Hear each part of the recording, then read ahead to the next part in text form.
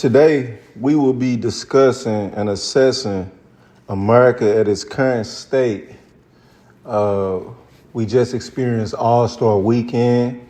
It's no secret I'm a huge basketball fan. I coach youth basketball. Grew up watching Kobe with the Lakers and Shaq. Three-peat, that was a pivotal point of my life. Even looking at what LeBron and Steph and, KD and some of the young guys like Tatum, shout out St. Louis. And, even Anthony Edwards, Ja Morant, some of the young players that we have up and coming. And, it's been a lot centered around the trades that happened, the blockbuster trades with Luka Doncic. And you even look at Jimmy Butler going to, Golden State. That's the team that I actually, root for, Golden State. Steph, shout out Draymond, shout out everybody all over there.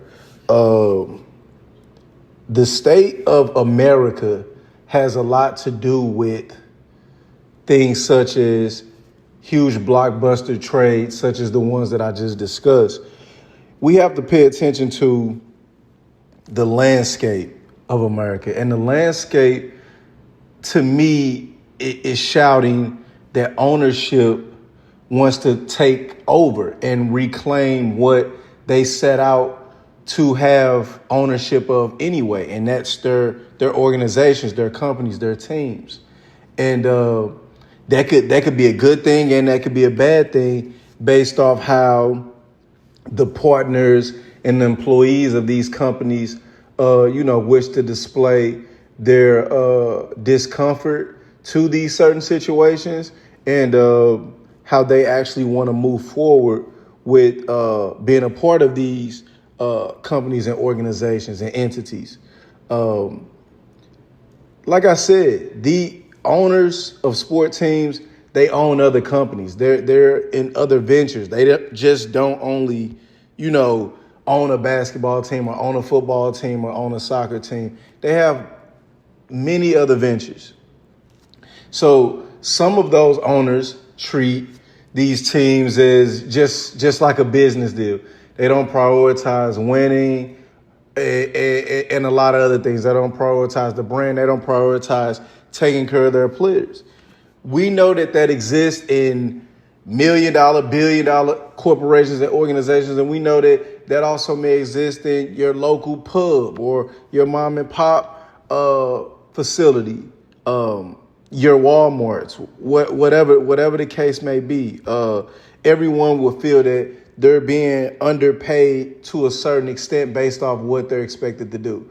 If you sign up for that occupation, you know what that comes with. When they say, hey, you're going to make $9 an hour or you're going to make $9 million a year, and these are the things that's basically expected of you in order for you to get those dollars, in order for you to get paid on time.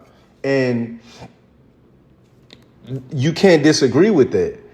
The issue with all of that is employees across America, and I'm only going to speak on America. I can't speak globally or internationally. We have to think of home first. On the American side of things, you look at it from the standpoint of, okay, I project in the next 25 to 30 years, maybe 20 to 25 years, it's going to be a totally different situation as to what people are able to do as far as being able to receive a job, get a job, and their flexibility with these employers and jobs, whether that's professional sport athletes on a collegiate level, working at McDonald's, you name it.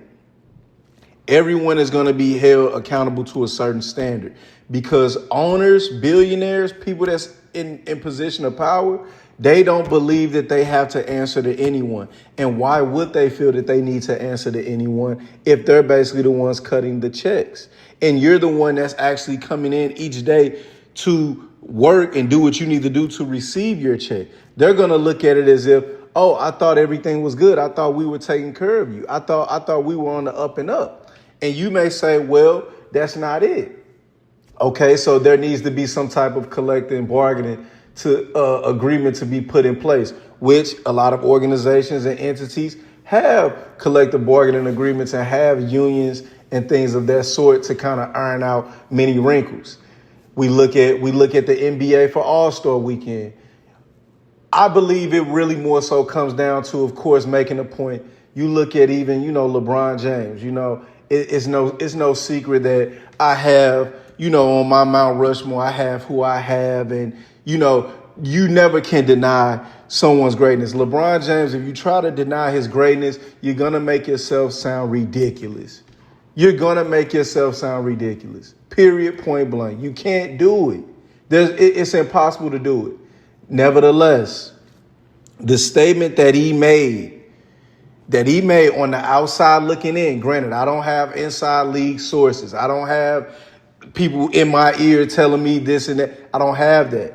On the outside looking into this situation, LeBron James wanted to make a statement to the league.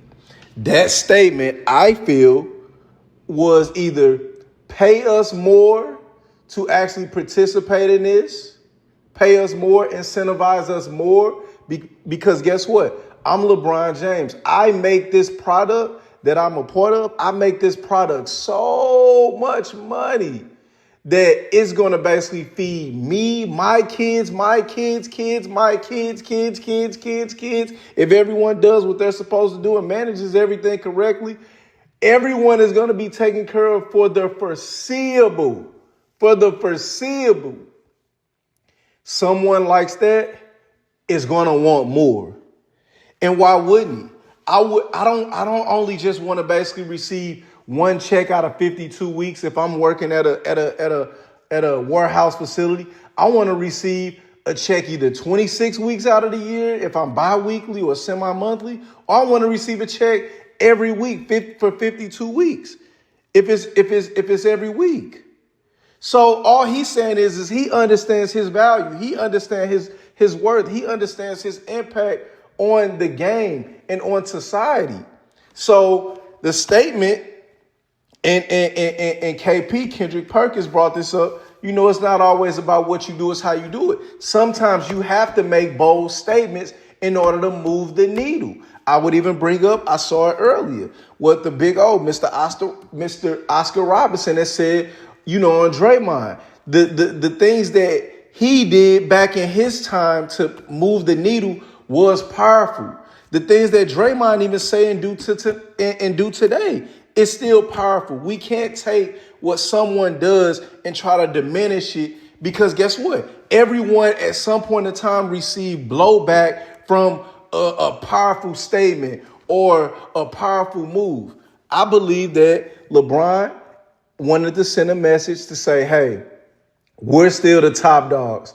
This talk of international players taking over and American players are just kind of like about to be the thing of the past, and we should be grateful that we're making $300 million deals and $1.5 million per game. We should be grateful. No, that's not good enough. When you're basically the one, when I'm someone that's basically making this much money and I'm basically making other people so much money also, no, I need more say-so in what's going on. And the more say-so is pay us more. Pay us more. Don't try to not pay us and then say, oh, okay, cool. Let's incentivize you all this way. It's not about that. It's not about the game. Because like I heard someone else mention, I can't remember,